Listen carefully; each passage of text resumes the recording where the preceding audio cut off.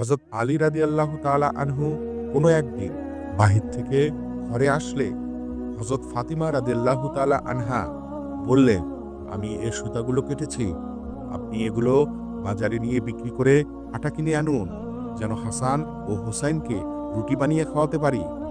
হযরত আলী সুতা বাজারে নিয়ে গেলেন এবং 6 টাকায় বিক্রি করলেন। অতঃপর সেই টাকা দিয়ে কিছু ক্রয় করার মনস্থ করলেন। ঠিক এই সময় এক ভিক্ষুক ডাক দিয়ে বলল, যে আল্লাহকে উত্তম কর্য প্রদান করে। হযরত আলী সেই টাকা সেই ভিক্ষুককে দিয়ে দিলেন। এর কিছুক্ষণ পর এক বেদুইন আসলো। তার কাছে একটি মোটা তাজা উট ছিল। সে বলল, হে আলী, এই উটটি ক্রয় করবেন? হযরত আলী বললেন, আমার কাছে টাকা পয়সা নেই। বেদুইন বলল, বাকিতে নিয়ে যাও। এ কথা বলে উটের রশি ওনার হাতে দিয়ে চলে গেল। কিছুক্ষণ পর অপর এক বেদুইন উপস্থিত হয়ে বলল, হে আলী, এ উটটি বিক্রি করবেন?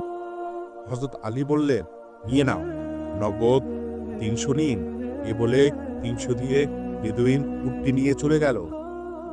এরপর হযরত আলী প্রথম বেদুইনকে তালাশ করলেন, কিন্তু পাওয়া গেল না। অগত্যা ঘরে ফিরে আসলেন। ঘরে এসে দেখেন যে হযরত ফাতিমা রাদিয়াল্লাহু তাআলা আনহুর পাশে রাসূল সাল্লাল্লাহু আলাইহি সাল্লাম বসে আছেন। হযরত আলীকে দেখে মুস্কি হেসে বললেন, আলী, উটের কাহিনী তুমি শোনাবে নাকি আমি শোনাবো? হযরত আলী আরজ করলেন, হুজুর, আপনিই শোনান।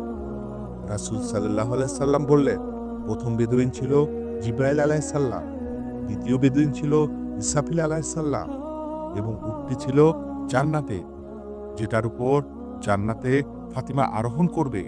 আল্লাহর কাছে তোমার দান সেই 6 টাকা যা ভিক্ষুককে দিয়েছ খুবই পছন্দ হয়েছে এবং আল্লাহ তাআলা তোমাকে দুনিয়াতে উট ক্রয় বিক্রয়ের বাহানায় এর প্রতিদান দিয়েছেন।